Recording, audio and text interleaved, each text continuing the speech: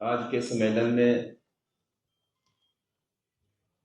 हमारी सरकार की कारपोरेट पक्षी नीतियों के ऊपर काफी चर्चा हुई है।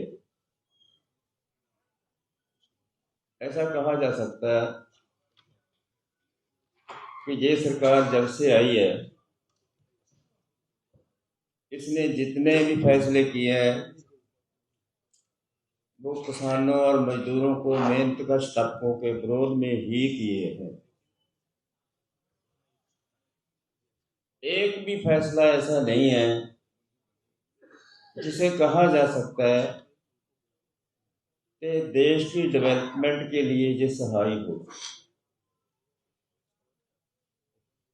इसलिए आसानी से कहा जा सकता है कि मोदी हुकूमत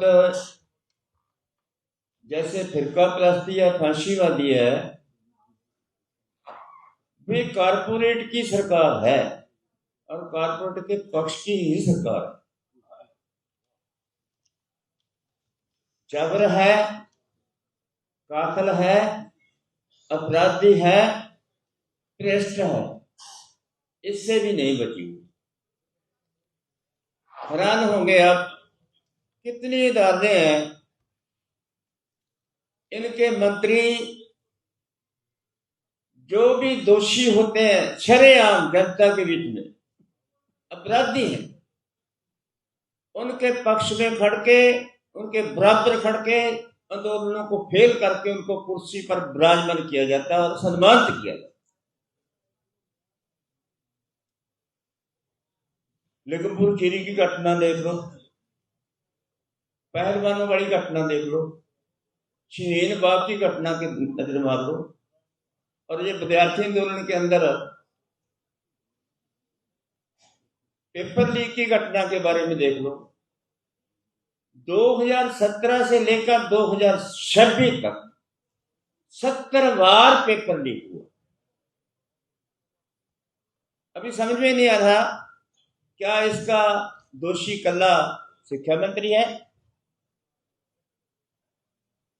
अभी पता चलेगा, दिन और रंग जाएंगे जिस टाइम स्प्लिट होगी इनकी, जिसमें फुट पड़ेगी, जिसमें सतह से बाहर होंगे तो बहुत सारे पर्दे खुलेंगे, हो सकता है उससे पहले भी खुल जाए। इसलिए हम कह सकते हैं कि ये सरकार ना परचून क्षेत्र के पक्ष की है, ना छोटी इंडस्ट्री के पक्ष की है, ना पब्लिक सेक्टर के पक्ष की है, ना खेत मजदूरों के पक्ष की है, ना संती मजदूरों के पक्ष की है, और ना किसानों के पक्ष की है। ये सरकार कारपोरेट की सरकार है, उनके पक्ष के फैसले करती है, उनके मुनाफे के लिए ही ये सरकार। फिर ऐसी सरकार के साथ अगर हमारा आज का ये सेमिनार कन्वेंशन इस बात का फैसला करती है कि सरकार के फैसले से कोई उम्मीद नहीं की जा सकती है आने वाले समय में हमारे कृतियों के लिए कोई कल्याणकारी फैसला ले सकेगी, इसकी उम्मीद नहीं की जा सकती। इसलिए ये काफी नहीं है कि हम सेमिनार करें, कन्वेंशन करें, प्रतिनिधि मंडल जाकर विरोधी दल के नेता को मिले, प्रधानमंत्री को मिले, इससे काम नहीं चलने वाला। हमें तो संघर्ष करने के फैसले करने चाहिए।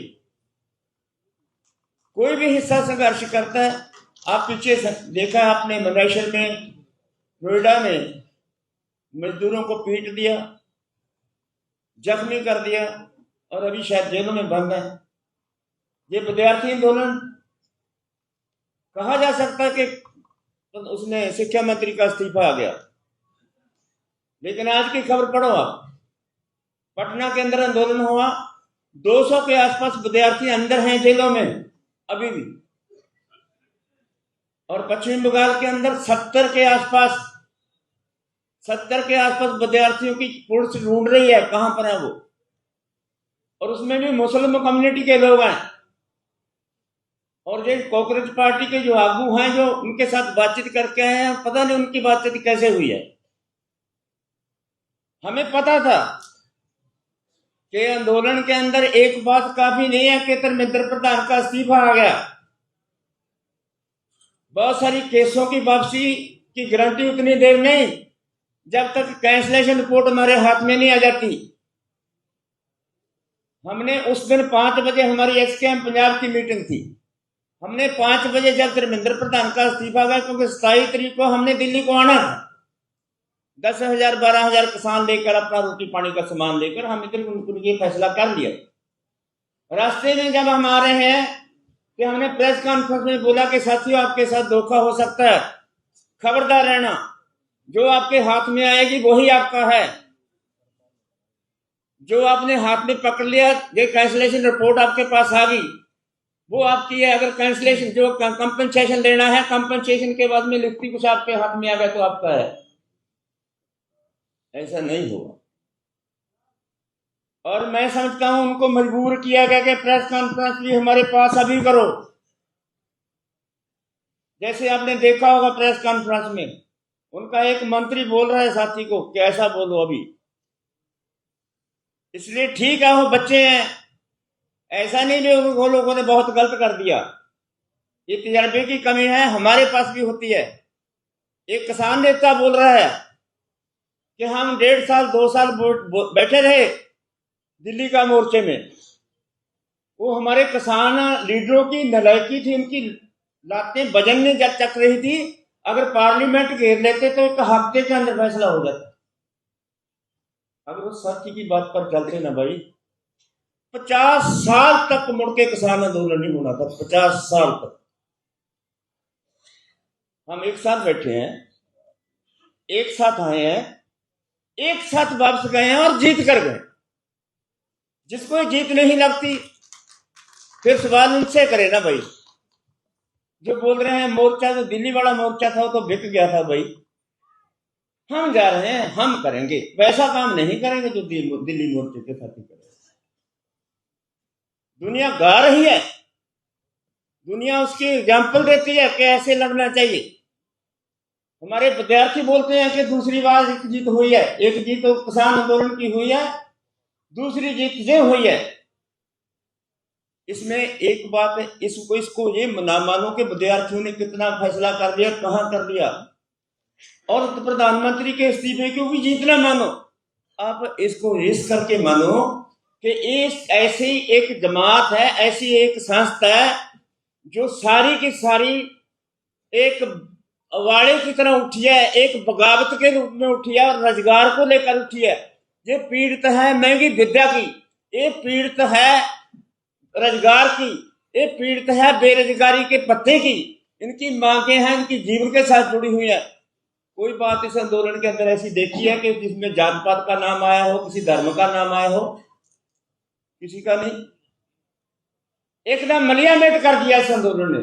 ऐसे आंदोलन करने के लिए, उनको उत्साहित करने के लिए हमारे किसान साथियों, आज की जो अपनी कन्वेंशन के अंदर हमारा कुछ ना कुछ आउटपुट ये होनी चाहिए।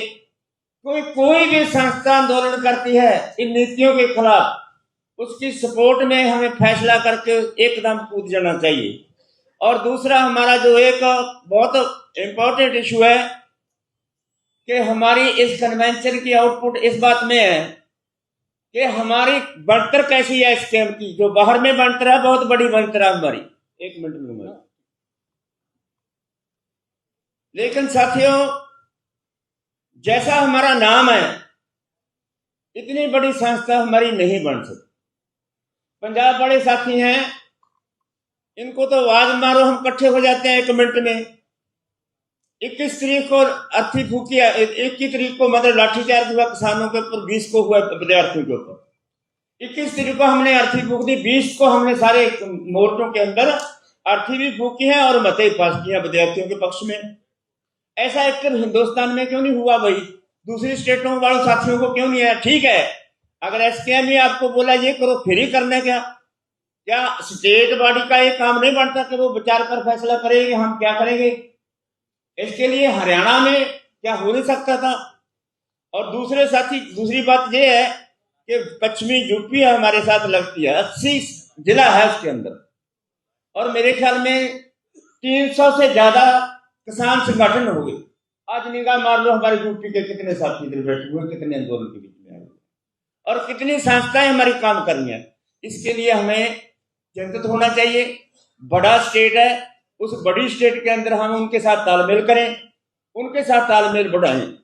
दूसरा जो एक सवाल बार बार में आता है हमारे एसकेएम की मीटिंग में आता है, एसकेएम ऑल इंडिया की मीटिंग में आता है कि दूसरी जथेबंदियां आपके साथ कोई एकता की बात करनी चाहती हैं। भाई वो ठीक है, अभी उनके साथ बड़ी एकता होने की संभावना नहीं है। हमने पंजाब में भी एजेंडा लगाया था कि कोऑर्डिनेट करने के लिए विचारा जा सकता है। कोऑर्डिनेट का मतलब है वो एक्शन देते हैं, कोई ऐसी नीति है जैसे डील के ऊपर कोई जो यूएस के साथ डील हो रही है, इसके ऊपर कोई एक्शन देते हैं, सीड बिल के ऊपर कोई एक्शन देते हैं, मनरेगा के ऊपर कोई एक्शन देते हैं, 4 लेबर कोड के कोई एक्शन देते हैं, ऐसा नीतियों के कोई एक्शन देते हैं। उनके साथ हमारी एसकेएम कैसे कोऑर्डिनेट कर सकती है, हम कोई एक्शन देते हैं वो कैसा कोऑर्डिनेट कर सकते हैं, इसका फैसला हमें कर लेना चाहिए। क्योंकि ये बहुत लटक रही है बात, इसका फैसला कर लेना चाहिए। और कोऑर्डिनेट करने से कोई एक दूसरे के साथ मिल नहीं जाता, ना कोई कर्म, कोई मोर्चा किसी मोर्चे के बीच में मर्ज होने जा रहा है। कोऑर्डिनेट का मतलब है किसानों, सब के सब किसान एक मांग के ऊपर दबाव पाने के लिए एक दूसरे से कोऑर्डिनेट करने का फैसले से हमारे जो बखरेले हैं, जो मतभेद हैं, वो स्टैंड करते रहेंगे। हमारे भी हैं, जितने हम बैठे हैं हमारे मतभेद हैं, लेकिन स्टैंड करते हुए भी हम कॉमन एक्शन करते हैं। और इसको आंदोलन को, किसान ताकत को, किसान मूवमेंट को ज्यादा बल मिलेगा। और इसके साथ में संतिका में है, सीटीयू वाले साथी हैं और खेत मजदूर हैं, उनके साथ भी तालमेल बढ़ाना पड़ेगा। इससे मूवमेंट को बल मिलेगा, यही हमारे लिए अच्छा होगा। आपका बहुत बहुत धन्यवाद।